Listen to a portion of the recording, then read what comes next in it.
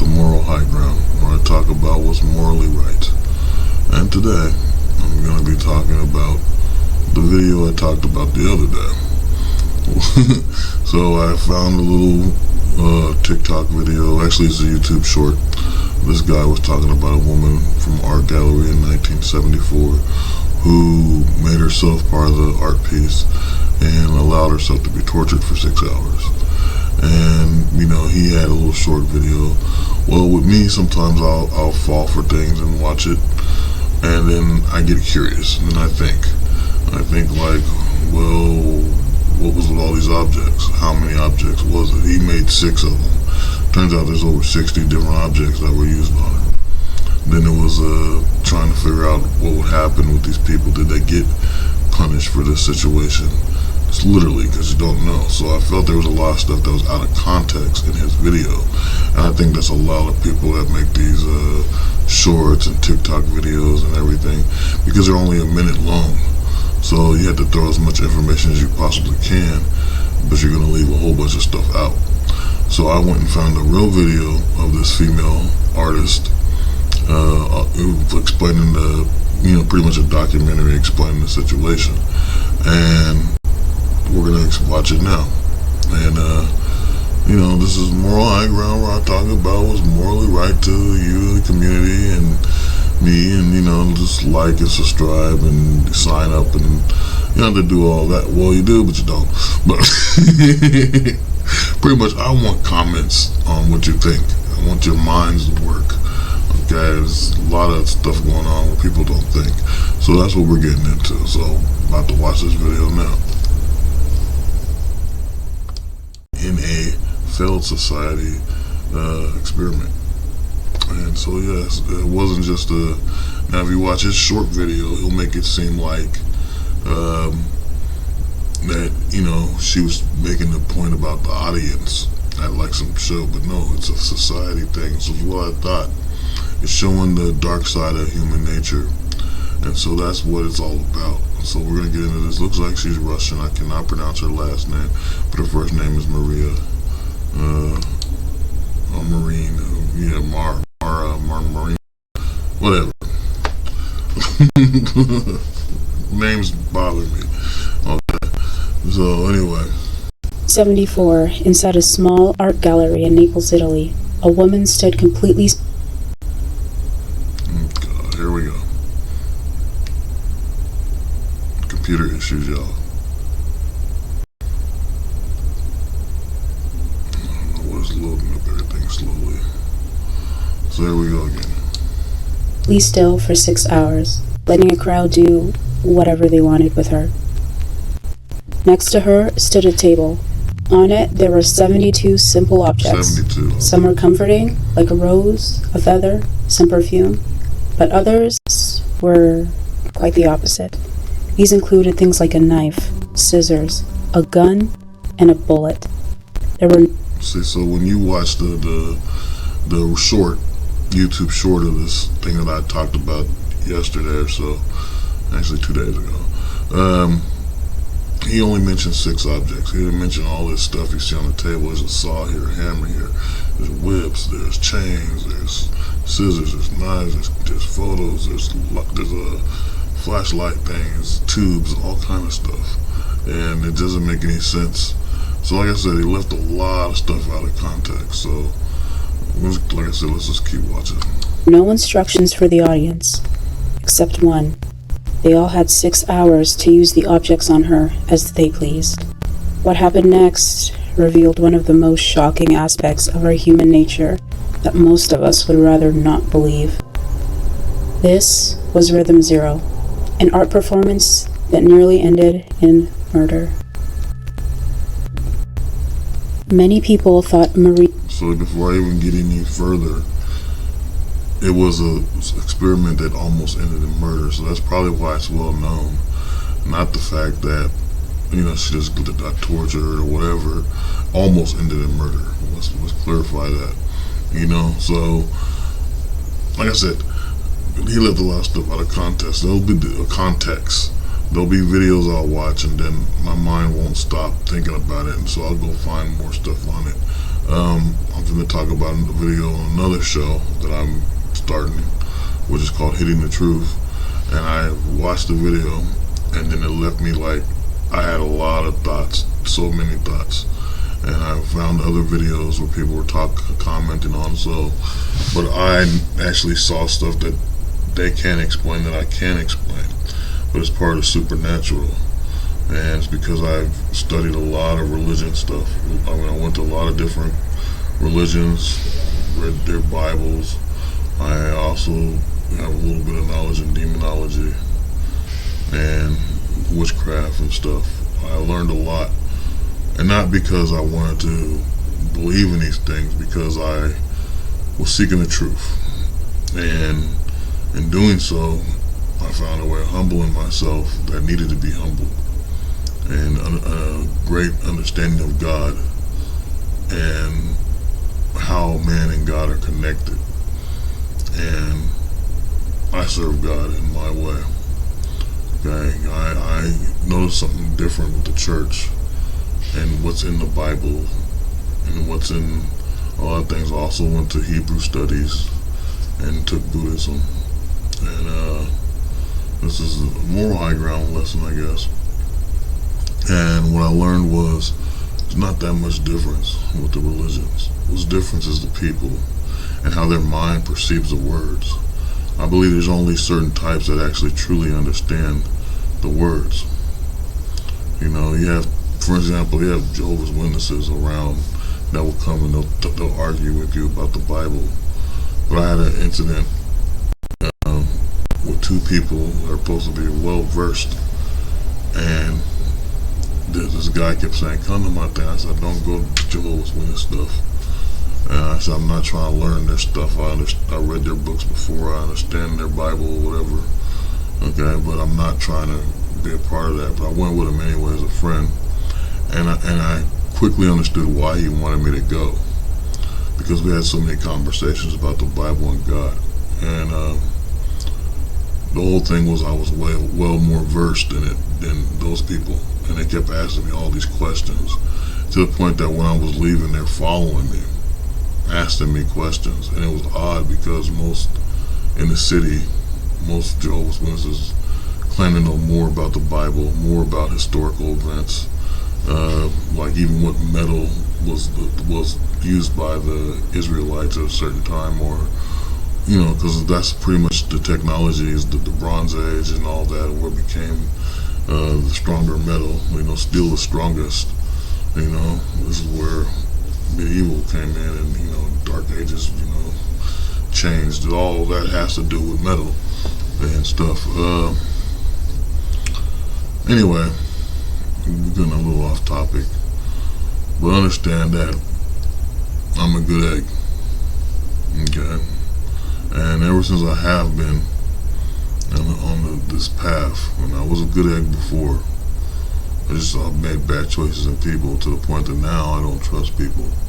I stay away from people because it's not the people I fear, it's what's inside me I fear. And I'm not saying, oh, demons, da da da. I just know what I'm capable of. I can get very violent if you try to put my life in danger. And you disrespect me. That's number one. I struggle so hard trying not to punch people in the face when they disrespect me, when the younger me would have. You know, I'm just so fucking serious about it. And yeah, I just don't dig that. And there's a lot of stuff I don't like I see in society, and this is why I wanted to go back on this, because I see a lot of things that isn't right in society, and I understand she saw it too.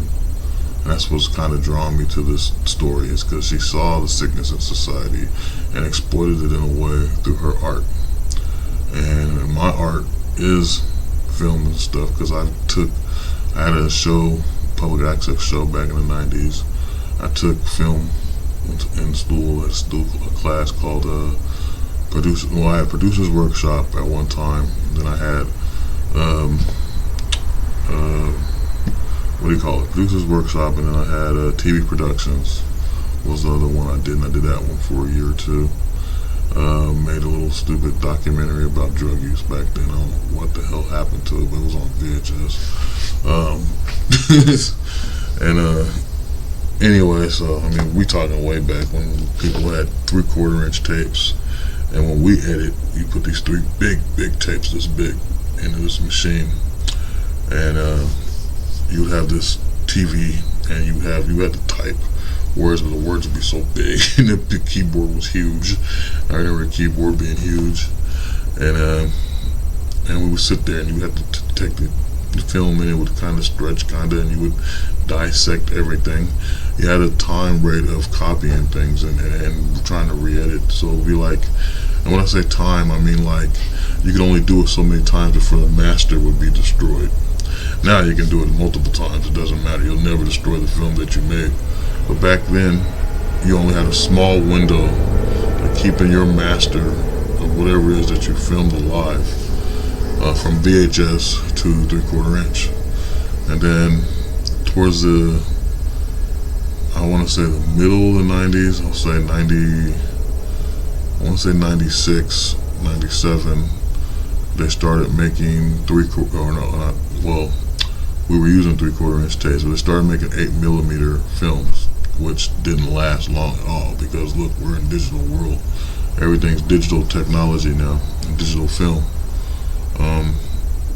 But we had these 3/4 inch, god dang, I keep saying 3/4 inch, because that's what I used. I used a lot of that for a long time. But 8mm tapes were like, I don't know, I'm looking around for something that size, but it was like a cassette tape size, but like little folded up. If I could find my my one little crappy things I got in the little box, in my little can't even think of what the hell those are called right now. But anyway, I think it's in that box over there. But anyway, so 8mm didn't last long, but it was supposed to be perfect film. It was supposed to be clean. And then like after that, we got digital age, so they didn't last long at all. I want to say it lasted from 97 to maybe 99, or 99 was kind of just changed to digital, and that's what we have now. Hell, it feels like I'm having a confession on my own show about my past. But I love filming things, and then for a while in the early 2000s, I just gave up trying to do film and stuff. There's so much crap that happened back then. And then I tried to do music, because I was doing music and film before. You know, I had a band, and we tried to do funk and blues and rock, and then it just went from that to me going solo and making the Big Black African, which you can look up here on YouTube. I don't know who the hell put my music on YouTube, but it's out there. It's the Big Black African, and then you can find it on Spotify, where I will get, you know, royalties for the Spotify stuff. But the thing was, I was trying to make comedy. You know, most people just, you know, black or whatever, they're making rap and they're making a point. I was making something to make you laugh when you're stoned or drunk, and that was my thing. So I'm throwing stuff out there, experimenting with music beats, putting Asian music styles with black styles, and African with Asian, and so forth. I was doing all kinds of stuff, Spanish guitars, talking about Taco Bell for no reason, just all kind of stuff, you know. And so you can check it out. I have 5 records, but on the 5th one's banned on the internet, and I don't know why. Okay, but all of my stuff was always meant to try to make you laugh back then. Now it's more of I see things different in society, and I see a downfall of humanity, and I feel a great force is coming. A storm is coming that none of us are prepared for, and the only way we can prepare for it is to try to unite. And I'm not talking about every human on the planet, because a lot of people are demon possessed, or they're part of the problem. They're part of this wealthy problem where they're trying to push us out. They're trying to make us homeless. They're trying to destroy us. And so I'm talking about the regular people that's out in the streets. I'm tired of this, racist crap. Y'all don't understand. When the time comes, that shit doesn't even matter. They're gonna look at all of you as humans, and you're all gonna be punished. You're all gonna be shunned. Okay? And you're all gonna be tortured. And then we're all gonna be sitting there like, this and that. Me, I'm gone. I'm gone. I'm in freaking water in the boat somewhere. I'm gone. Okay? I'm like in the fields, way out in the forest, hidden like Bigfoot. Okay? But y'all need to pay attention because it's happening. And you don't see the destruction of humanity is all caused because you guys think you're different, you're special, or you're better than everybody else. And anybody think they're better than someone else is a damn fool. Because we're all in the same boat. But the ones that are wealthy, they really think they're better than the rest of you, and so you get punished behind it. Maybe this is something that needs to be said. Maybe God is speaking to me to say this. They're gonna hold it in anyway. But this video, her proving her art, explaining how she feels about humanity, it means something. And me talking to you right now, explaining why I myself with my art came back after 20 something years, decided to do film again, just found YouTube, started making these videos, going out at first and trying to make a news crew thing, now sitting here doing this solo podcast type of thing, because this goes to Spotify, and I'm just being real right now with this thing. I feel humanity needs to know there's something coming. This dark force, it's darker than anything you can believe. And humans that are evil, they're going to be walking around with free reign. And the rest of y'all going to be sitting there tripping. And it's already happening. But you guys are so blinded by all the stuff they throw out at you. And all it is red herrings. And for y'all that don't understand what that means, it means something to distract you away from what's really going on. Like if you're watching a murder mystery and stuff, they'll make you think, oh, that's the guy that murdered the girl in the murder mystery. But really, he's just a distraction to make you think that person did it while the other person gets away. Okay? And so it's just all red herrings everywhere. There's a whole bunch of crap to make you think this is the problem. You're fighting worthless causes. You're being hard for no reason to your own people. You're being wicked for someone that used to be a childhood friend. You're turning your back on family that would have fought and died for you. This is stuff you gotta think about. Because when they come, no one is safe. And with that, I'm gonna stop being so damn honest about what I'm talking about. Hopefully you understand and or just call me a heretic. You can go crazy, make clips of this and recycle it. I don't know what you guys do. But yeah, this is why I'm here. So let's hear why she was there. Marina Abramović was deranged. As a young woman, she often pushed the boundaries of physical and psychological endurance, and she tested the limits of human experience through sacrifice, vulnerability, and pain. In what was then Yugoslavia, she was born in 1946 to parents who were decorated Communist Party officials.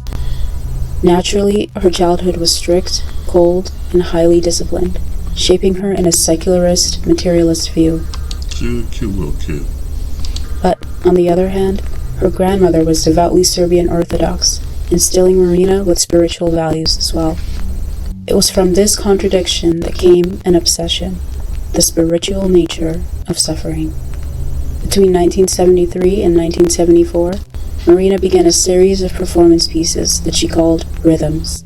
Each piece tested her body, her mind, and her threshold for pain. In Rhythm 2, she took pills prescribed to psychotic patients to simulate a breakdown. In Rhythm 5, she lay inside a burning star until she lost consciousness from smoke inhalation. In Rhythm 10, she stabbed between her fingers with a knife until she drew blood. but the final piece of the series would be the most extreme. It would essentially reverse the formula. This time, the pain wouldn't come from within. It would come from people on the outside. So, what she was doing, it seems like, was trying to, at least with the first one, with taking the psychotic drugs of a mental patient, was trying to feel what a mental patient feels like. The experiment of understanding that the drugs are the cause, not the person themselves, probably. Which I kind of believe myself. As for burning yourself in the middle of a freaking star, well, not burning herself, but sitting there and causing herself to pass out. I think that part is a little crazy. I don't know what the point of that one was. And as for this last one, like I said, society. Maybe there's a little difference in artistic point of views, but maybe hers has a more deeper meaning, not just to herself, but to what she's trying to portray. She would become the passive object, and the audience would become active in imposing pain. Here, she would discover just how far they were willing to go. At precisely 8 p.m., Marina Abramović stood in the middle of the gallery. She was dressed plainly. She did not speak. She did not move. She did not even make eye contact. But, in her own words, she said, "I am the object. During this time, I take full responsibility." For the first 2 hours, the crowd was hesitant. Viewers, unsure whether this was performance or provocation, circled her cautiously. Some placed a rose in her hand. Another kissed her cheek. A few moved her posture gently, shifting her like a mannequin. But, eventually, things escalated. By the 3rd hour, someone had cut off her shirt with a razor. Others followed, and soon her clothes were in tatters. Someone even cut her neck deeply enough to draw blood. Then they proceeded to drink it. Various people touched her inappropriately. Thorns from the rose were pressed into her stomach. But it didn't stop there. So, this went deep. It's like, they had no consequences or whatever. They could do what they want to her for these many hours. And a lot of them were just going crazy. The one with the drinking blood thing, that's a little nuts. Be glad it wasn't a vampire, or maybe it was a vampire. You never know. It can't be like the movies where they suck your blood and you turn into some freaking morgue meat, like you're supposed to be dead and you just rise from the dead type of thing. I don't know. But this is interesting in the fact that what people did and why they did it. That's the thing too, though. You don't know why they did it. They did it on the instinct. This woman's here. These objects are here. I want to use this on her. I want to torture her with this. You know what I'm saying? It's like the most cruelty thing. There's also another story similar to this, where people did something and it wasn't straight. I have to find that one. I can't remember how it goes down. But anyway.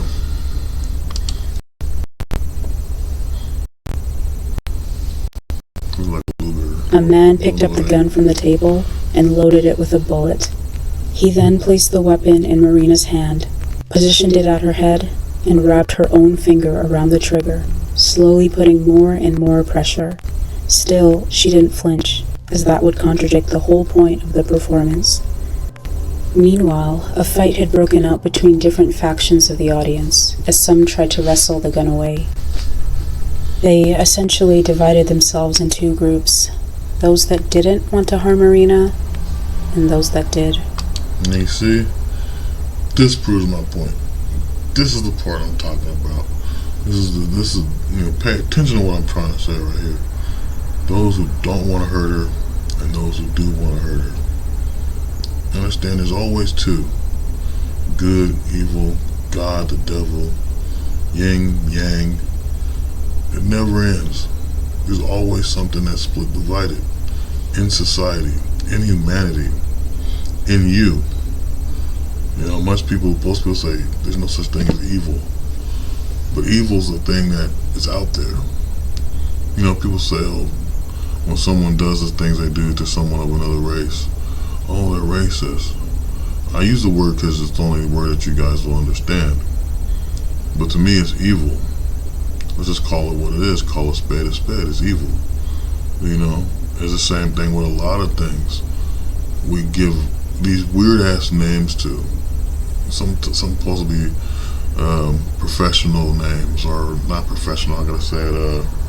Intellectual words used to describe certain things that are unhumane, and we say these words, and it's like, oh well, this person's a heretic, or this person's you know what I'm saying, this person is a rapist, and this and that, and whatever these words are, just say they're evil. Okay, this person is evil. This person is a cannibal, or cannibalistic nature, or yada yada. These people are evil. This is an evil act.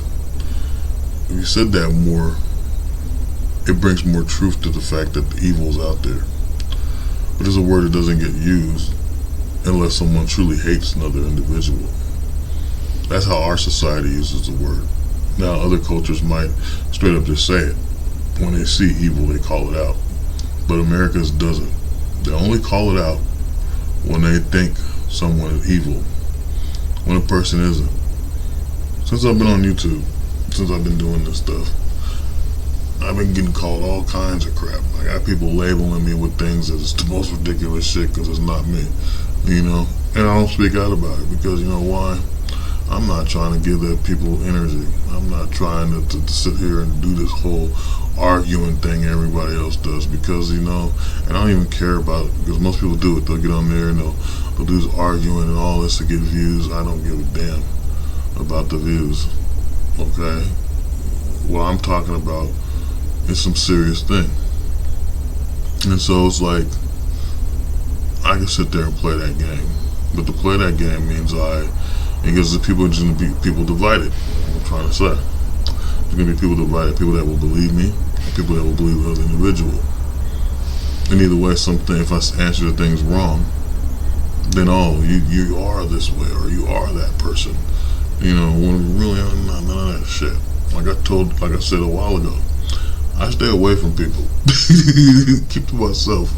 Alright, I don't got no time to be trying to show off to impress anybody. I ain't got a reason to lie about a damn thing, because I don't care. Either you believe me or don't. You know, I've been on this earth. Hell, I'm getting close to 50, y'all. My birthday was just the other day, and I got like 3 more years before I hit the big 5-0. And I've seen a lot and done a lot. So if I say something, it happened. I'm not trying to impress no one. I'm not gonna follow anybody. And when I say follow anybody, like some people be like, oh, I like this person, yeah, man. Oh, I'm gonna follow you, man. I'm gonna be like you. No, I'm not a kid, a teenager. There's grown ass people that do. And that's why I don't fall for the government stuff. I don't care. I don't want to be Republican. I don't want to be Democrat. Both of y'all is wicked and evil, and you're going to cause eternal damnation across the whole nation. Okay? That's another thing that could be a rap song. Okay? Minus me hitting this light thing that I don't want to turn on, because it's messing my eyes up really bad. Like, I had these lights, just like, But anyway, I got this other thing going. But, what I'm trying to say, long story short, is there's always a division, and then like certain things, I'm under scrutiny. We're getting in a conversation online that could get me into 2 different divisions with fans and then fans that ain't people that ain't fans. But I pose no threat to anybody, you know, and because most people want to speak their mind, they're getting judged by that. But not just the fact that, you know, they're being judged. It's the way you look. It's always the way you look. I'm a big guy, black man.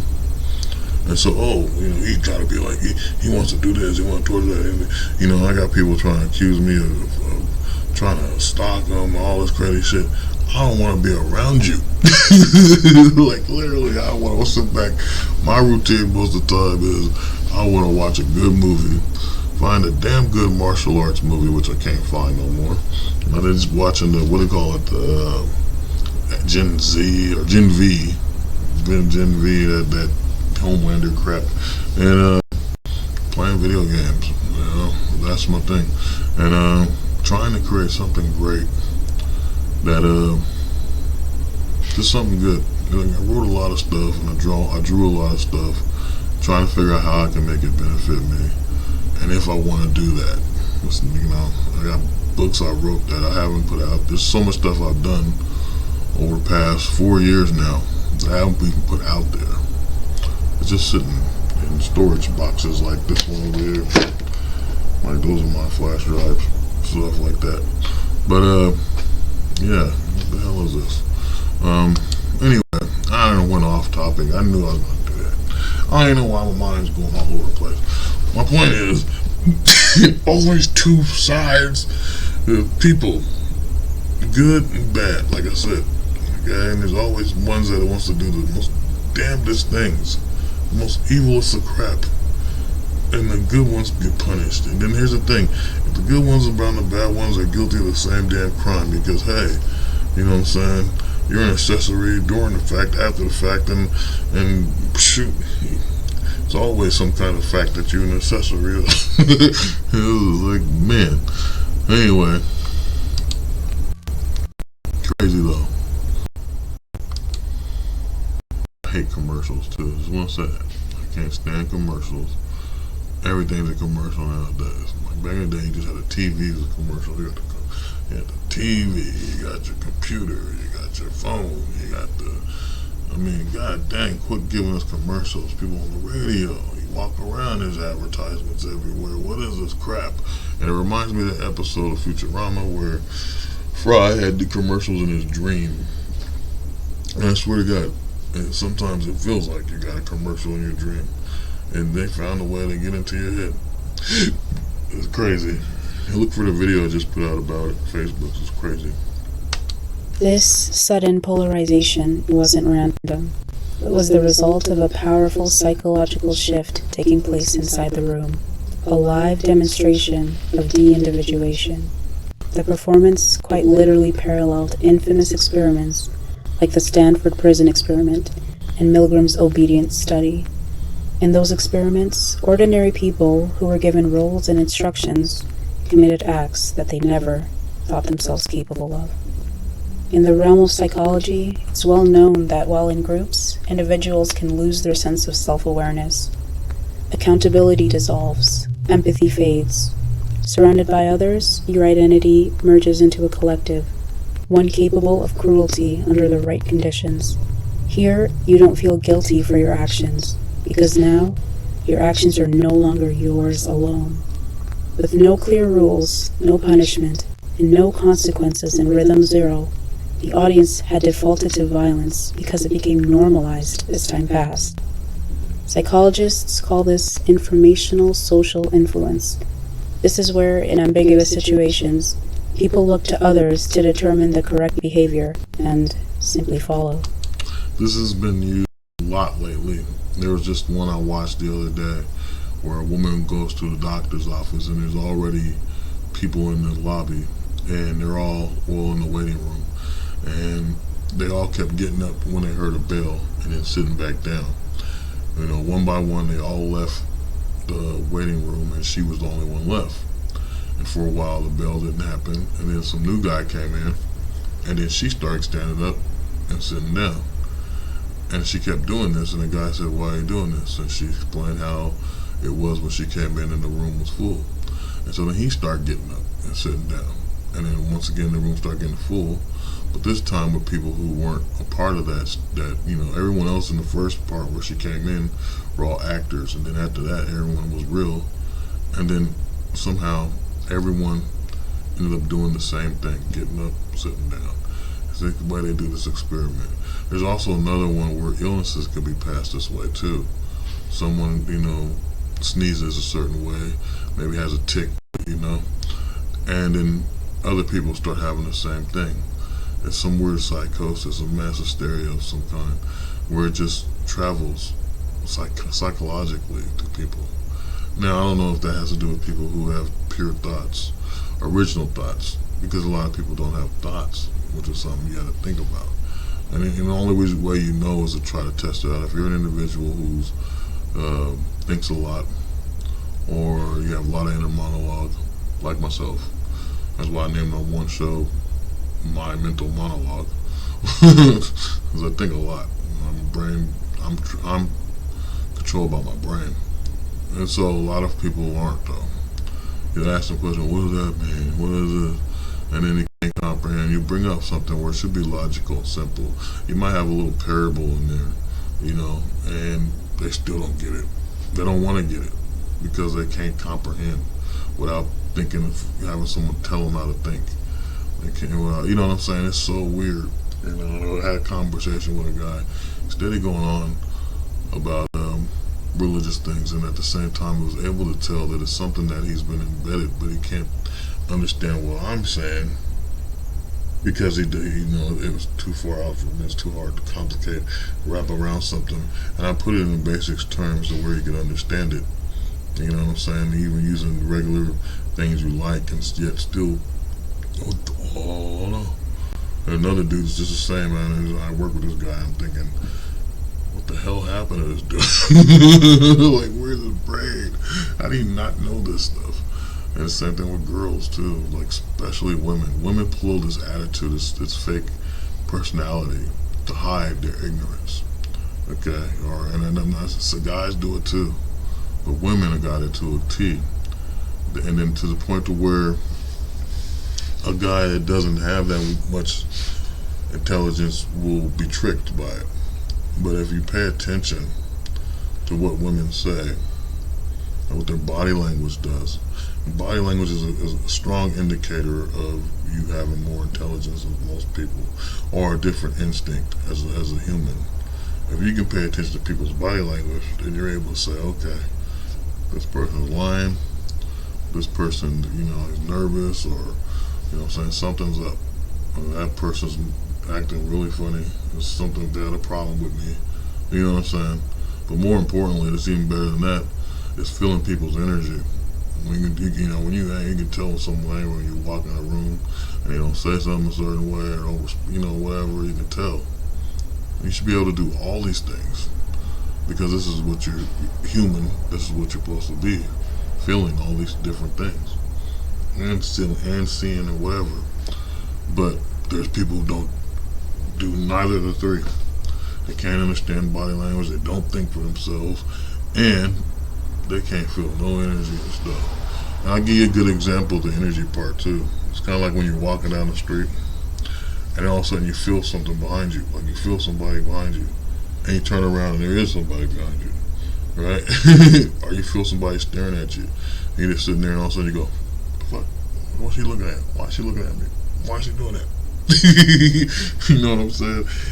This is what I'm talking about. These are human traits that are not just part of our humanity, but is given to us by God. And that's my belief, okay? And I'll take it to the bank. You can complain and say, oh, no, it ain't. But think about it. God knows everything. He's aware of everything. What you understand in these parts of you, who you are as a person, the thinking, the body language, the energy of feeling thing, you are aware of everything around you. You have to be as humans. This is how we survived being prey from other larger creatures, as we were able to detect what's around us. You see what I'm saying? Hopefully that makes sense. But anyway. The real horror of Rhythm Zero, though, wasn't that people committed violence. It was how easily they slipped into it. There was no explicit reward, nor were there any conditions, only an opportunity. After 6 hours, when Marina simply took a step forward, literally reclaiming her personhood, the crowd suddenly fled. It was as though a spell had been broken, and with it came a flood of recognition. The audience could no longer pretend. They were no longer interacting with just an object. After the audience had touched her, cut her, stripped her, they simply ran away, unable to face what they'd done. Each one of them had suddenly regained their sense of individuality, and, when faced with the prospect of a confrontation, chose to escape. Later, Marina reflected on this chilling moment, saying, "If you leave it up to the audience, we can kill you." It's worth noting, Marina Abramović wasn't the first to test the morality of a crowd. A decade earlier, in 1964, Yoko Ono did a similar performance, one that was called Cut Piece. She'd walked onto a stage in Kyoto, Japan, dressed modestly. She said nothing. She simply knelt down, placed a pair of scissors in front of her, and waited. One by one, people began to cut away pieces of her clothing. They snipped just the edges, small, polite cuts. But as time passed, their hesitation faded. The cuts grew deeper and more unhinged. Strangers began cutting away parts of her bra, her skirt, until eventually there was nearly nothing left to remove. Throughout all of this, Yoko didn't protest once. And in that silence, there was a kind of accusation. Much like Rhythm Zero, Cut Piece wasn't about a spectacle. It was about exposing human nature. So, I don't know how many of you guys know who Yoko Ono is. What she was just talking about, that person, Yoko Ono, is John Lennon's wife, the great singer, or actually musician or person. He did many things, okay, but he was a Beatles. He was part of the Beatles at one time, and that's for you guys that don't know. I actually have a thing about John Lennon I'm going to talk about too, eventually. But yeah, that's even more interesting, man. That Yoko Ono had a similar experience. Once again, studying humanity. It's a shame that women have to put themselves out there to do that, but they probably already see humanity in a sickening way. Those that actually go out and interact, I swear there's a lot of women that just imitate and copy other people. Like I say, some people just got to be told what to do, and I think a lot of women are being told what to do through things they believe in that other women do and practice. They don't do it themselves. So you hear them say things like, oh, all men are this and that because some other girl told you that, not because you went out and did it yourself. And I've been out in situations where I've talked to girls and they say, like this one girl, and I mentioned it probably I don't know how many times, you know, and probably one reason why she quit talking to me because I mentioned it so much. But she's like, oh, you know, guys just gonna leave and cheat on you, this and that. I said, they're gonna cheat on you? And I said, have it happened to you? She said, no. I said, well, if it ain't happening to you, what are you talking about? No one's gonna cheat on you. You're beautiful, right? And she's a very attractive girl. You know what I'm saying? I said, those are girls that are homely. You know what I'm saying? They talking crap and disrespectful, and yeah, guys gonna leave. They ain't gonna want to hear all that crap. I want to be a part of the annoying crap. But she's taking it to heart like it's fact. It's not fact. The fact is, there's some women that just don't know how to talk, treat a man, period. They try to copy this routine they learned from some damn movie, most likely a gangster movie or something where the girl's all wound up and she's fighting with a man and this and that. It's stupid crap, you know. And I say gangster movie because you see that in like Starface or whatever, or freaking, I mean, there's so many movies like that, and the guy, you know, fights with his woman and then he leaves and, you know, he's a gangster or something. Or even the ones where the guy got some hidden stuff going on, some drama, you know, girls are into that bullshit. And murder mystery stuff, which makes you say, stay away from that girl, she's miserable. Okay? And, I'm so serious, stay away from her. But, yeah, I was talking about Yoko. Back to the thing.